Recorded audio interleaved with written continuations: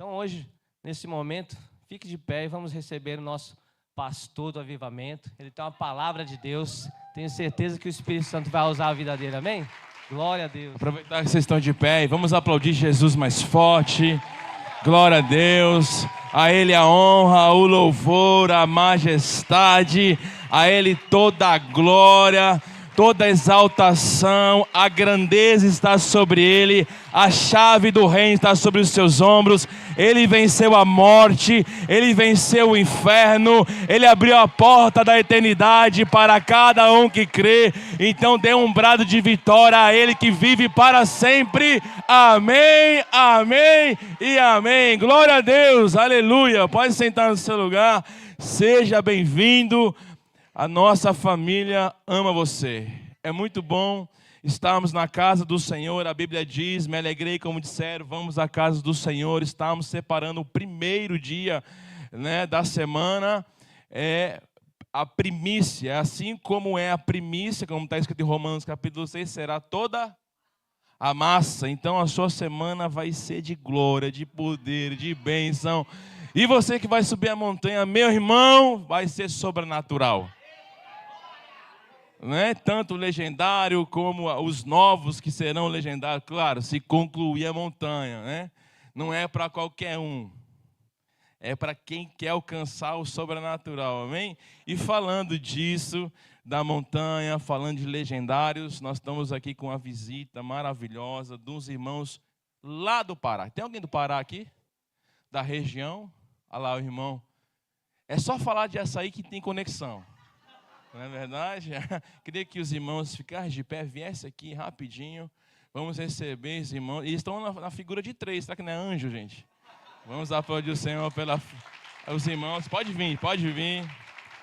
Eu não os preparei para os apresentá-los, mas eu quero sim honrar a vida deles, porque são homens que se colocaram, a vir e contribuir com o reino de Deus aqui no Japão. Então, são missionários. E nós, como todo missionário, já olhamos e agradecemos. Mas, para isso, primeiro eu quero que fale o nome, de onde é certinho, e a alegria que está aqui sendo no Japão. Pode falar aí. Graça e paz, meus irmãos. Shalom, paz do Senhor. Bom dia a todos. Eu sou Paulo Roberto Campos, congrego na Igreja Batista, no Pará. Viemos de Belém com muita alegria, ser úteis ao propósito do Senhor e servi-los aqui, com muito prazer e muita honra. Muito obrigado pela receptividade, pastor. Paz do Senhor, meus irmãos. Shalom. Chamo o Diogo. Viemos de Belém do Pará também, com o propósito de servir a Cristo. Estamos aqui dispostos de coração aberto para Cristo, para servir a Ele que é dono de tudo, dono de todas as coisas. E nosso propósito com Deus é muito bonito, Deus transformou a vida de cada um de nós aqui. E eu tenho certeza que Ele vai transformar a vida de todos que buscam a Ele, em nome de Jesus. Amém.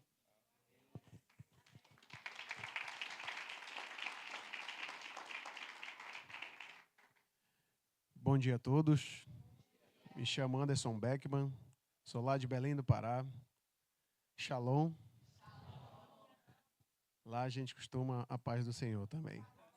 Sou da Assembleia de Deus, Templo Central, a Igreja Mãe no estado do Pará. Então a gente está aqui fazendo a obra porque Deus tocou nos nossos corações.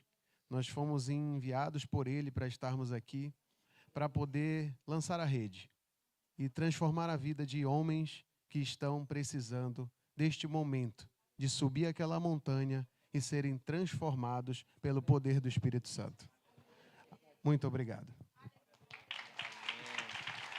Vamos aplaudir o Senhor pela dele. Muito obrigado, Paulo. Já são meus amigos, Já convidou para tomar açaí, já fiz amizade, Convidou para comer tacacá e tantas outras coisas que eu nem imagino que é. Inclusive o Diogo tem restaurante lá, gente. E ele mostrou a pizza do quê mesmo? Pizza paraense, camarão com jambu. Camarão com jambu, meu irmão. Eu vou lá comer e depois eu falo se foi bom ou não. Tá bom? Camarão com jambu. Jambu, cadê a Priscila que é do Pará? Priscila foi lá para a salinha? Oh, meu Deus, a única paraense foi para lá para nós conversar. Né? É aquele negócio que é mortel. Ali também, irmão, né? Já comeu jambu? Gosta muito? Égua. Muito obrigado. Deus abençoe, irmãos. Muito obrigado. Glória. Vamos aplaudir o Senhor pela vida dos nossos irmãos. Maravilha. A gente é que nem caipira aqui, velho, assim, lá do interior, que eu sou do interior. Quando chega a visita, a gente fica tudo assim, né? Tudo apavorado, querendo, né, abraçar e falar, né? Então, a gente tem muita alegria de receber. Talvez você também esteja nos recebendo na primeira vez, né? Vindo aqui a primeira vez, nós estamos recebendo você. Eu queria que a igreja aplaudisse, você que veio a primeira vez hoje, né? A gente não vai chamar seu nome, não vai ficar envergonhando, não vai deixar você vermelho, né? Mas o nosso intuito é que você se sinta na casa do Pai. Então você vai aproveitar aí com essa boca cheirosa, bonita, e dizer para o seu irmão do seu lado, se sinta na casa do Pai. Sinta na casa do Pai. Amém? Eu costumo dizer que Deus não se fez pai para nos agradar. Ele é pai que se fez Deus. Para manifestar o seu poder, sua graça, seu amor, né? Mas Deus é o nosso Pai, amém? E Jesus nos ensinou, quando nós orarmos, devemos orar? Pai nosso. Então você está na casa do Pai. Por que está na casa do Pai? Porque Ele escolheu essas paredes? Não. Porque quando os irmãos estão reunidos, o Pai se faz presente. E assim, quando o Pai está presente, Ele corrige, Ele ajusta, né? Ele dá varada. Tem uns que tomam mais do que outros. Aí você vai definir quem é que aqui vai tomar mais varada. Se é você, se é a pessoa do seu lado, né? Porque o Senhor vem para corrigir também os nossos caminhos. Sim ou não? Amém. Os adolescentes estão comigo para anotar tudo certinho? Prontos? Porque eu vou pegar essas pregações todinhas assim e mostrar para os irmãos que não estão anotando, né? E eu quero falar hoje em algo muito importante, sempre é. Deus ministrou no meu coração. E é algo que Deus ministrou também no RPM ontem, na oração com os legendários. Eu conversei um pouquinho com eles e trouxe essa palavra, esse texto. E assim, eu vou falar alguns textos rapidamente, só para introduzir aquilo que eu acredito que é o momento central da mensagem. Eu tenho certeza que o seu coração vai ser ministrado, que a sua vida vai ter uma direção. Deus, Ele nunca falha, Ele nunca erra e Ele nunca perde viagem. Se você está aqui, você é o alvo do amor, da graça, da direção, do cuidado, da proteção. E eu quero até te dizer que se você veio, Deus usou alguém para lhe convidar, mas foi Deus que te trouxe nesse lugar. Você poderia estar exatamente agora no shopping, em qualquer outro lugar, mas você está reunido com os irmãos para ouvir aquilo que Deus quer falar ao seu coração. E não há um coração que se disponha a ouvir que não irá ouvir. A Bíblia até diz, se nós orarmos em teu nome, Ele fará. Deus está aqui, amém? Esse ambiente é um ambiente dEle. E que Ele tenha liberdade para falar ao nosso coração. Quantos dão liberdade para Deus falar ao seu coração hoje? Quantos creem assim, de verdade, que Deus quer falar ao seu coração? Então fala assim, Deus, fala comigo. Fala no meu coração. Me dá varada. Oh, né? E Deus entende. Amém. Então, para nós começarmos, eu quero maravilha, né? Alguns engasgou na hora, eu vi, né? Foi até engraçado. Salmos, né? Seftelim, o livro de Salmos, no capítulo 47, no verso 7. Se a equipe conseguir acompanhar para ir soltando os textos, porque primeiramente eu quero falar rapidamente alguns textos, um atrás do outro. Salmo 47, 7, a Bíblia diz, pois Deus é o rei do quê? De toda a terra. E o que a Bíblia diz para nós fazermos? Cantem a Ele louvor. Já justifica porque você veio aqui cantar o Senhor, porque Deus é rei de toda, Deus é rei de toda terra. Aí Salmo 95, 3, a Bíblia diz, pois o Senhor é o grande Deus, o grande rei acima de todos os deuses. Vamos, é rápido aí o pessoal da mídia, né? Salmo 95, 3, eu quero botar aqui para ler, ó. Pois o Senhor é grande Deus, é o grande Deus, o grande rei acima de todos os deuses. Salmo 103, 19 diz, o Senhor 103:19, o Senhor estabeleceu o seu trono nos céus, e como rei domina sobre tudo o que existe. O Senhor estabeleceu o seu trono nos céus. Qual a localização do trono de Deus? Céus é um ambiente físico, um ambiente espiritual. Nos céus. E o seu reino domina sobre algumas coisas. O seu reino domina sobre todas. Você sabe o que é todas no grego? Quer dizer, no Antigo Testamento é hebraico? Todas é todas. Todas é todas. Quais todas as coisas? Porque a gente gosta de dar abertura a partes da nossa vida para esse domínio e outras não, porque nós acreditamos que outras Deus não pode cuidar. Mas a Bíblia está afirmando, a Escritura está dizendo que Deus estabeleceu o seu trono nos céus e o seu reino domina sobre tudo. Se ele domina sobre tudo, domina sobre as áreas emocionais, psicológicas, neurais, células, estudos, faculdade, trabalho, profissão, saúde, órgãos. Deus estabeleceu o seu poder sobre tudo. Por isso nós entendemos que tudo é formado dele e por ele são todas as coisas. Você não pode acrescentar um dia de vida, você não pode acrescentar nada à sua vida no sentido que te faz andar, caminhar e respirar. Você não está controlando exatamente o seu pulmão nesse momento. Você não consegue o controlar. Mesmo que você segure o ar, será preciso soltar, inspirar e respirar. O seu coração não está com o seu controle. Ele está batendo exatamente agora. E você não consegue controlá-lo. E eu estou falando o coração cardio, não emocional. Eu estou falando esse, que te mantém sendo irrigado por sangue em todo o seu corpo. Você não tem controle sobre a vida. A Bíblia vai dizer que você não pode acrescentar um côvado. Você não pode acrescentar um dia. Você não pode. Você abriu os olhos hoje e você nem sabia se abriria ou não, porque muitos não abriram os olhos hoje. Eu estava sentado à mesa de pessoas maravilhosas e um irmão compartilhou comigo que na época do Covid o seu pai foi levado. Em 7 dias depois do Covid, depois a mãe perdeu os pais dentro do mesmo mês quase. E o desafio de justificar aquilo que é injustificável dentro de nós, inexplicável, sem resposta. Então, eu tenho sentado com pessoas que não têm pouco dinheiro. Esse legendário tem muito dinheiro, gente. Mas não é deles que eu estou falando. Né? O pessoal já pensa, né? O pastor está conversando com eles, então é logo que eles são ricos. Mas eles são ricos mesmo, de Cristo, cheios do Espírito, de amor. Inclusive, ali tem 2 que têm só 1 ano de convertido. É até assustador se você ouvir o testemunho. Eles pareciam os cão em pessoa, assim. Né? Como eu também. E 1 ano de convertido, servindo, viajando as nações, buscando o Evangelho.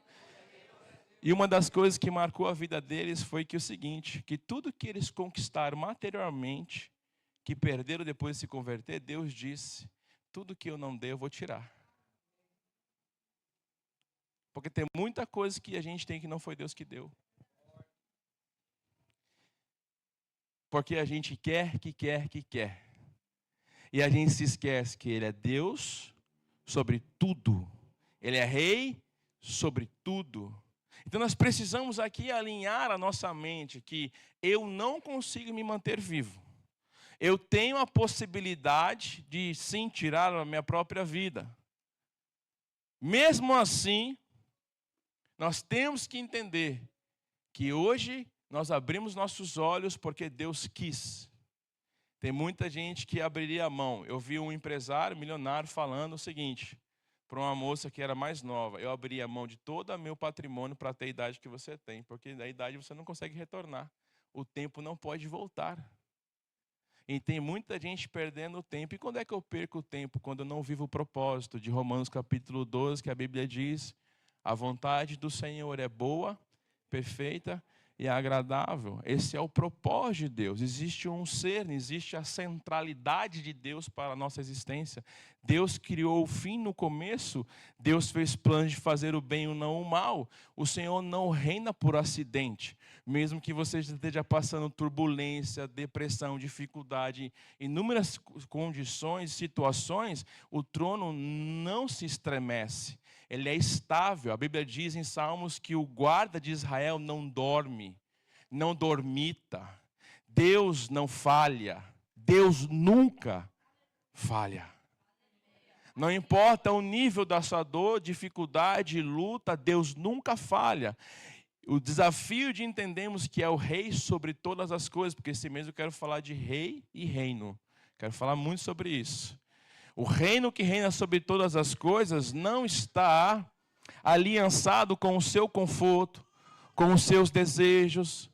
Ele não está obrigado de fazer o que você pede. Ele não está condicionado a um nível baixo, aonde você manda e ele obedece. Ainda que é necessário você passar por dor para que Deus leve você para o centro da vontade, Ele não vai lhe poupar. Não poupou o próprio Filho para que o propósito maior viesse sobre nós. E por meio de dor, sofrimento, enfermidade e maldição, Cristo levou tudo isso na cruz do Calvário para nos resgatar. Então, quando Jesus clamou o próprio Filho, imagina seu filho. Quem aqui é pai? Levante a mão. Quem aqui é mãe? Imagina só, você tem um ladrão na porta da sua casa, que já matou um dos teus filhos, é um assassino. E aí, Deus vira para você e fala assim: eu quero que você entregue o seu filho para pagar toda a consequência desse assassino para que ele viva em liberdade. Quem é que entregaria seu próprio filho para isso? Mas Deus o fez porque Ele estava comprometido com o seu amor. Porque amor não é discurso, o amor de Deus para a nação, para os povos, é uma decisão de entrega. E quando Jesus clamou: passa de mim esse cálice, o Senhor disse não para o próprio Filho. O viu sofrer, o viu passar pela cruz, ele o viu ser açoitado. Se você assistiu Paixão de Cristo, ali representa um pouco do que ele passou. E isso não é uma história paralela, isso é uma realidade. Isso dividiu os séculos, isso dividiu os anos, os milênios. Quando você vai para Israel, com a graça de Deus, nós estivemos mais de 7 vezes, eu sempre falo isso para afirmar o que? A educação lá, do que nós tivemos, do que nós aprendemos. A arqueologia prova. A história relatada, não só o livro da Bíblia, prova que ele esteve, que ele morreu na cruz do Calvário. Nós temos a região que ele foi crucificado, o Gólgota, ainda está lá. Nós temos a possibilidade de onde ele foi sepultado e ressuscitou, um bom, grande jardim. Então nós temos evidências arqueológicas de que sim, Jesus esteve sobre a terra e sim, Deus quis que ele passasse pela dor para que nós sejamos salvos. Então, se nós pararmos um pouquinho e analisarmos o dia anterior a esse dia, que você está aqui nessa manhã, coloca 3, 4, 5, um mês, e verifica se você merece o Pai trocar você pelo Filho amado que nunca cometeu nenhuma corrupção. E isso não é opcional. Porque se você crê ou não crê, está consumado. É realidade, é fato. Ele o fez. Ele provou. E quando você começa a ouvir deste amor e do que Ele fez por você, ainda que você fuja, ainda que você se esconda no lugar mais baixo da terra, lá no Mar Morto, você ainda será achado, incomodado pelo amor dEle. Então agora eu quero dizer uma coisa, que a partir de hoje, mesmo que você resista a Ele, que eu aconselho não resistir, quando você for colocar um cigarro na boca, uma maconha, você cheirar uma cocaína, quando você for fazer, você vai lembrar que o amor dele está ali e ele vai te incomodar, dizendo para você: não faça isso. Não é isso que eu quero para você. Se você pegar o estilete para se cortar, para tirar as dores de um abandono do pai, da mãe, ou para tirar as dores de um relacionamento mal resolvido, de um abandono de namoro, Ou uma escola que você não teve boas notas. Quando você pegar o estilete, Deus vai dizer, não faça isso.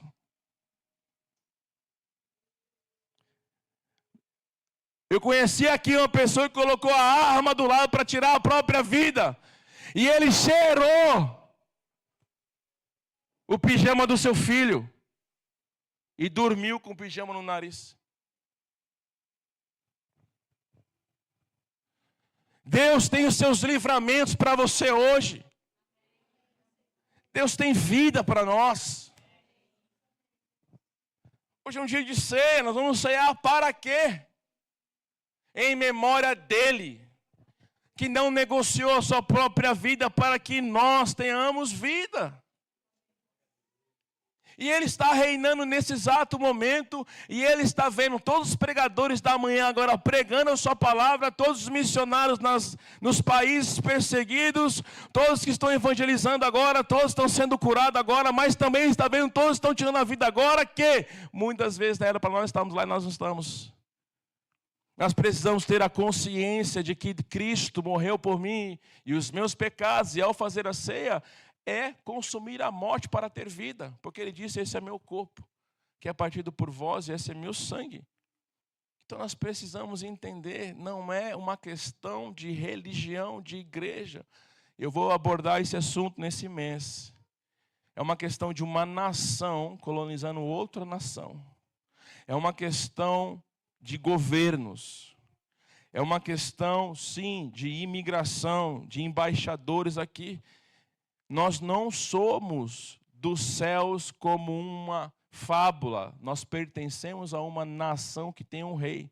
A nossa maior dificuldade de entender a Bíblia é que a Bíblia não é democrática, ela é teocrática, é sobre reino. Quando nós vamos à Inglaterra e hoje não mais entre nós, a rainha, os seus cavalos, já falei isso aqui, passava, todos os ingleses precisam se prostrar, mesmo que ela não esteja na charrete, porque é um nível de reverência ao rei, porque do rei tudo pertence. Então, se nós representamos a nação celestial, e Ele é rei dos céus e sobre tudo na terra, nós devemos entender que Ele está aguardando o nosso arrependimento da rebeldia lá no Éden, e entendamos que Ele entregou a sua própria vida em amor para mostrar a nós que Ele não quer governar por fogo, mas por remissão. Olha para você, veja o quanto você desobedeceu. Veja o quanto você foi rebelde com os pais, e às vezes se arrepende hoje, até sente remorso, que deveria ter feito diferente. Olha quanta essência adâmica de mentira, de engano, de prostituição. O quanto hoje nós estamos vendo pessoas envolvidas com a pornografia, envolvidas com o mal. O quanto nós estamos vendo os filhos batendo no rosto dos pais. Quando nós estamos vendo hoje filhos matando pais, pais matando os filhos. Olha só o como estão. Não é questão de Brasil. O Brasil está ruim, não é essa questão. É o reino das trevas que está propagando entre as famílias. E nós precisamos nos levantar para redimir por meio da graça dele essas famílias. Então, se nós analisarmos, olha o quanto você é ruim. Se eu perguntar, nós não temos coragem de fazer esse censo, mas se nós perguntarmos quantos aqui assistiram pornografia essa semana, levante a mão. Ninguém tem coragem de assumir. Mas eu quero dizer que Cristo pode lhe perdoar isso. E é preciso que você procure ajuda, porque isso desagrada ao coração de Deus. Mas isso é para provar o quanto você precisa de Deus. As pessoas falam, eu nunca matei, pastor, eu nunca roubei, nunca fiz mal para ninguém. Se você mentiu, e mesmo que você não encontre pecado em você, você tem a descendência do Éden, que a Bíblia diz, todos pecaram. Romanos capítulo 3, todos estão destituídos da glória de Deus. Então eu tenho que ter consciência que igreja não é lugar de prazer, é lugar de remissão, é lugar de realidade, de olhar e ver o quanto eu preciso da glória e da graça, da misericórdia e do amor de Deus. Nós somos pecadores diante de um Deus que quer nos redimir de todo o pecado. E é um Deus irado, porque a Bíblia diz que onde não houver arrependimento, haverá condenação eterna. Nós temos que entender que Cristo não é profeta. Cristo, Ele é o bom pastor na sua essência. Mas em instituição celestial, Cristo é rei. E quando o rei fala, é decreto. Então, quem foi que reconheceu ele como rei? Quem foi que foi julgado, que julgou ele como rei? Nós encontramos um texto em Mateus 27:11. Isso vai ser a introdução de todo mês. Eu quero que você leia comigo. Mateus 27:11. Veja bem esse texto. Enquanto você abre a sua Bíblia, abre seu celular, põe no avião e abre seu celular na sua Bíblia para você ler, se você não tem Bíblia física.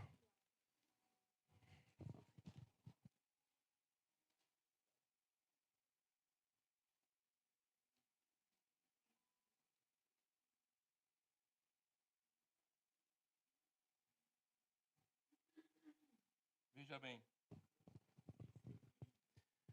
Eu vou ler ali na tela. Se você se sentir mais confortável, ler comigo, acompanhar a minha leitura. Veja bem esse texto. Olha o episódio do nosso Senhor Jesus. Jesus estava em pé diante do governador. Diante de quem? Governador. E esse lhe perguntou: você é rei dos judeus? Espera um pouquinho. O que diz o Salmo? Que a gente leu? O que diz o Salmo? Ele é rei de toda a terra. Ele é? Está dizendo que ele é profeta? Ele é rei. Ok? Ele é rei. Jesus respondeu: tu o dizes. Acusado pelos chefes dos sacerdotes, pelos líderes religiosos, ele nada respondeu. Então Pilatos lhe perguntou: não ouve de quantas coisas acusam você? Você não está entendendo que estão te acusando? Jesus, porém, nada lhe respondeu, de modo que o governador ficou muito impressionado. Para aqui, gente, é só para abrir. Cuidado com você ficar ofendido com as pessoas que ficam te insultando. Não corresponda a isso. Ele foi insultado. Mas volta o versículo, mas ele fez o quê? Pode passar. E o governador ficou? Como alguém acusado não diz nada. Próximo. Por ocasião da festa, o governador costumava soltar um prisioneiro escolhido pela multidão. Naquela ocasião, eles tinham um prisioneiro muito conhecido chamado Jesus. Não, volta, presta atenção. Jesus? Meu Deus. Vai. Pilatos perguntou à multidão ali reunida: qual destes homens querem que eu solte? Jesus Barrabás ou Jesus chamado Cristo? Porque ele sabia que haviam entregado por inveja. Então Pilatos, sentado no tribunal, estando Pilatos sentado no tribunal, a mulher dele lhe enviou esta mensagem. Vou fazer igual a mulher faz, tá bom? Vou fazer igual a mulher faz. Amor, não se envolve com esse justo. Porque hoje, em sonho, ai, vai dar ruim. Sofri muito por causa dele. Olha, a mulher teve um sonho com Jesus. E não foi Jesus que sofreu. Quem foi que sofreu? No entanto, os chefes sacerdotes, os líderes religiosos, convenceram a multidão a que pedisse Barrabás e mandasse executar Jesus. Então o governador perguntou: qual dos dois vocês querem que eu solte. E eles responderam: Barrabás. Vai. Pilatos lhe perguntou: que farei então com Jesus? Vou perguntar como ele, né? Que eu imagino. Que farei então com Jesus chamado Cristo? E todos responderam, diga: